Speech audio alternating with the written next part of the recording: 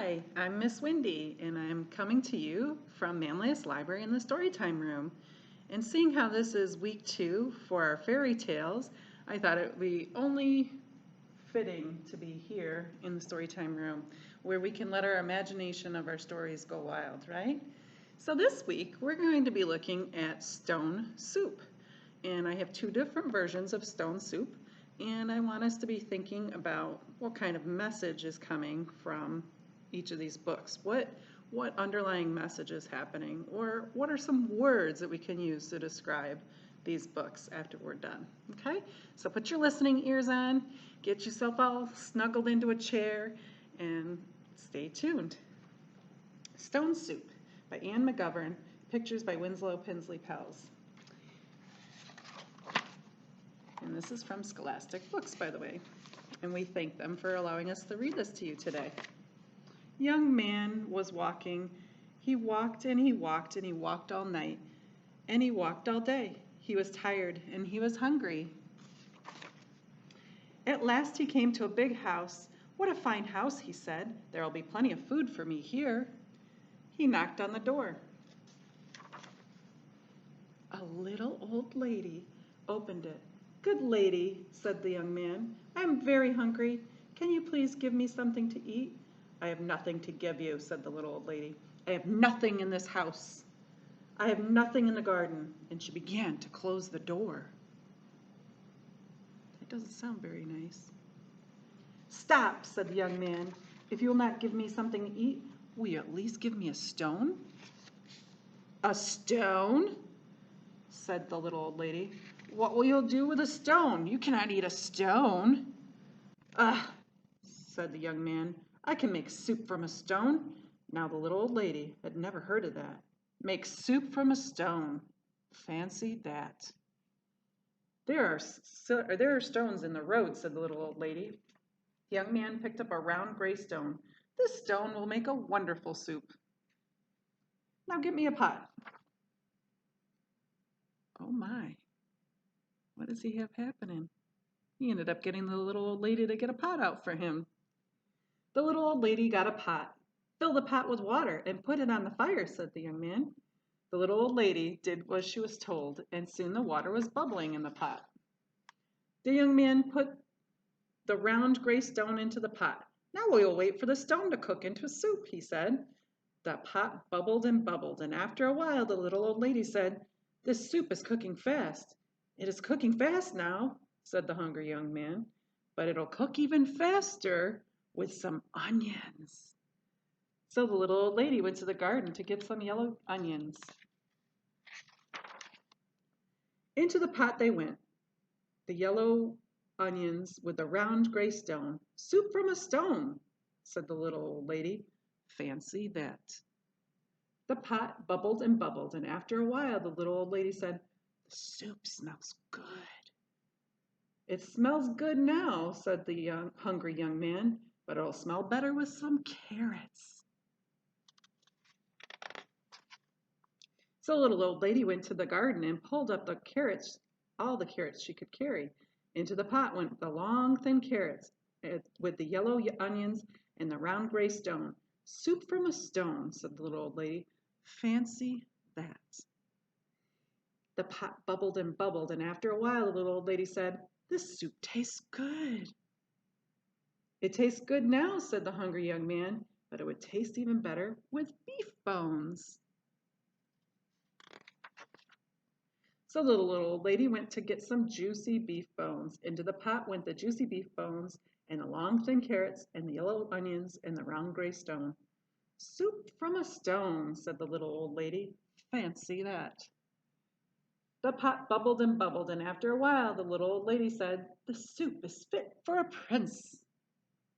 "It's fit for a prince now," said the hungry young man, "but it'd be fit for a king if it had a bit of pepper and a handful of salt." So the little old lady got some pepper and the salt, and into the pot went the bit of pepper and a handful of salt with the juicy beef bones and the long thin carrots and the yellow onions and the round gray stone. "Soup from a stone," said the little old lady. Fancy that. The pot bubbled, and after a while the little old lady said, "The soup is too thin. It's too thin now, said the hungry young man, but it'd be nice and thick with some butter and barley. So the little old lady went to get butter and barley, and into the pot went the butter and barley with a bit of pepper and a handful of salt and the juicy beef bones and the long thin carrots and the yellow onions and the round gray stone. Soup from a stone, said the little old lady. Fancy that. The pot bubbled, and after a while the little old lady tasted the soup again. That is good soup, she said. Yes, said the hungry young man, the soup is fit for a king. Now we will eat it. Stop, said the little old lady. This soup is indeed fit for a king. Now I will set the table for a king. So she went and took her best tablecloth and her best dishes. Then the little old lady and the hungry young man ate the soup made with butter and barley, the bit of pepper, the handful of salt, and the juicy beef bones, and the long thin carrots, and the yellow onions, and the round gray stone. And look at that, they're having a fancy little meal together, aren't they? That's awesome. Soup from a stone, said the little old lady. Fancy that. Now I must be on my way, said the young man. He took the stone out of the pot and put it in his pocket. Why are you taking the stone? Said the little old lady. Well, said the young man, the stone is not cooked enough. I will have to cook some more tomorrow. And the young man said goodbye.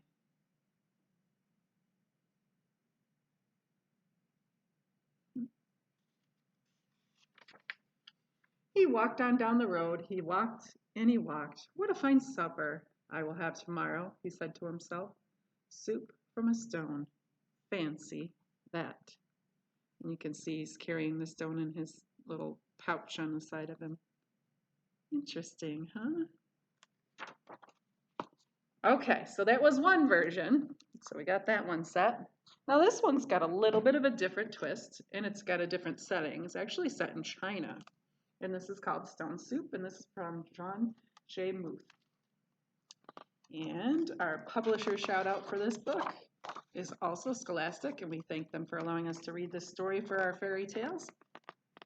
3 monks, Hawk, Lock, and Sue, traveled along a mountain road. They talked about cat whiskers, the color of the sun, and giving. What makes one happy, Sue? Asked Hawk, the youngest monk. Old Sue, who was the wisest, said, let's find out. You see the monks?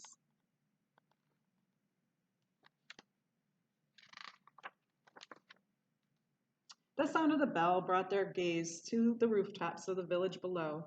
They could not see so high above. The village had been through hard times. Famine, floods, and war made the villagers weary and untrusting of strangers. They had even become suspicious of their neighbors. The villagers worked hard, but only for themselves. There was a farmer, a merchant, a scholar, a seamstress, a doctor, a carpenter, and many others, but they had little to do with one another.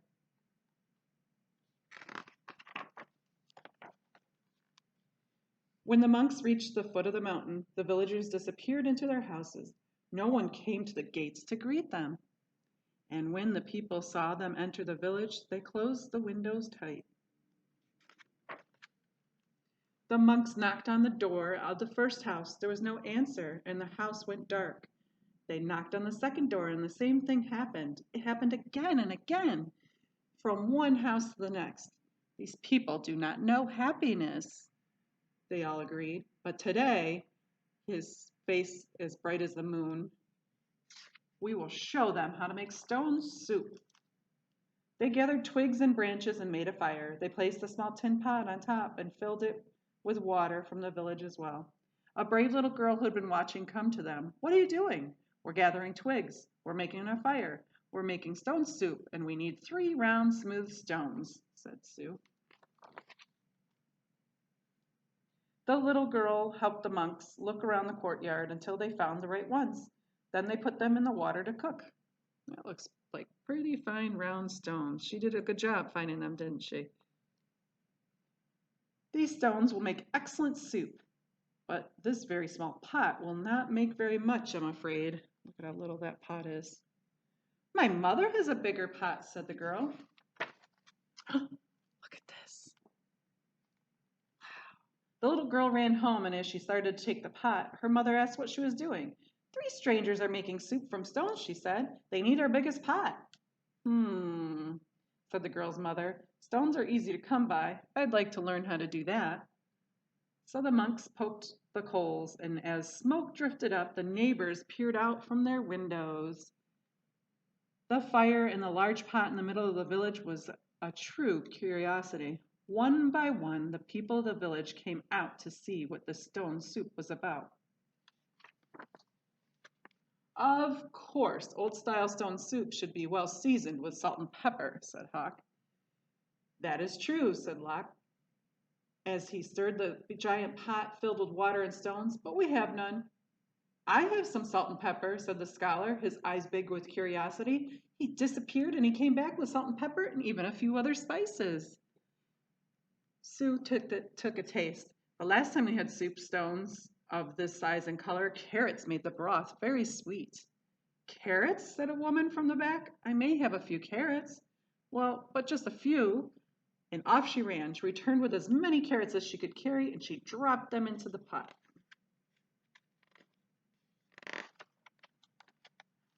Do you think it would be better with onions?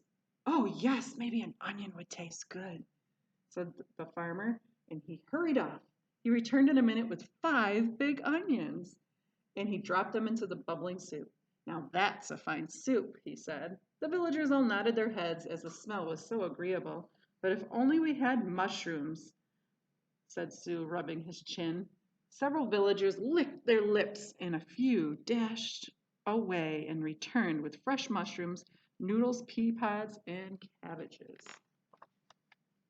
Ooh, I love this picture. The illustrator did a really nice job. Look at that. They're all together looking into the soup pot. Very cool. Something magical began to happen among the villagers. As each person opened their heart to give, the next person gave even more. And as this happened, the soup grew richer and smelled more delicious. I imagine the emperor would suggest we add dumplings, said one villager. And bean curd, said another. And what about cloud ear and mung beans and yams, said others. And taro root and winter melon and baby corn, cried other villagers. Garlic and ginger root, soy sauce, lily buds.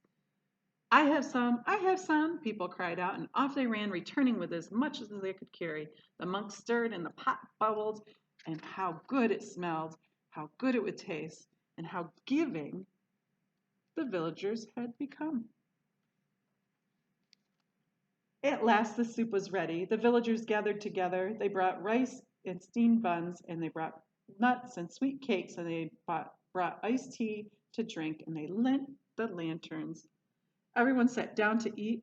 They had not been together for a feast like this for as long as anyone could remember. Look at that. Isn't that wonderful? They're all together for a meal. Kind of reminds me of with the little old lady and the young boy who ate with the finest dishes and the tablecloth, right? Fit for a king.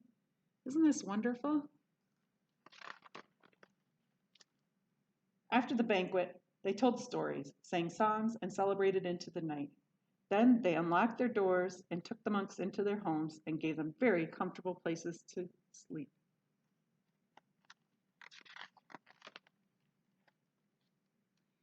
In the gentle spring morning, everyone gathered together near the willows to say farewell. Thank you for having us as your guests, said the monks. You have been most generous. Thank you, said the villagers. With the gifts you have given, we'll always have plenty. You have shown us that sharing makes us all feel richer. And to think, said the monks, to be happy is as simple as making stone soup. Now, I'm like so tickled by this. I think it was a really great message between both of the books about what kinds of things? Kindness, right?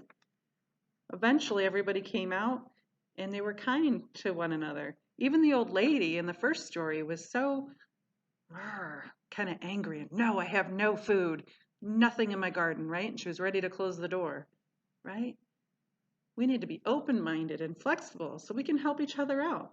I mean, really, teamwork is the way to go with these things, correct? Yeah. We can all work together as a family and as a community. If you're missing something, you can go borrow something like a cup of sugar if you're making banana bread, which happened in our Cardarelli household a couple of weeks back. We all need to be helpful and together and caring in our community. And I think Stone Soup is a great message for that, don't you? So for me, Stone Soup became a very inspiring message. And Stone Soup has been written in very different variations depending on what culture or what scene or how many people, right? As we saw in those two different books, they were very strikingly different, but they still had the same message. And they still give you that great happy feeling, that great ending.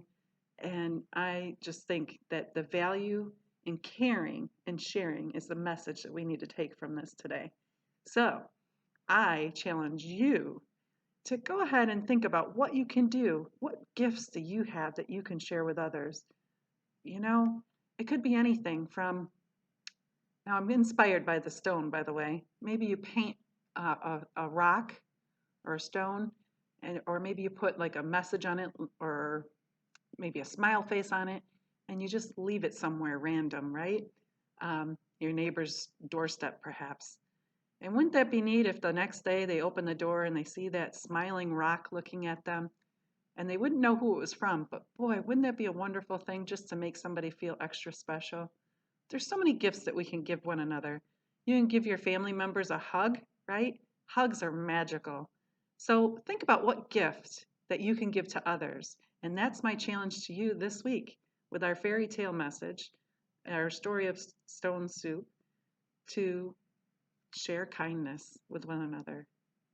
Have a great week, and we'll see you next week with fairy tales.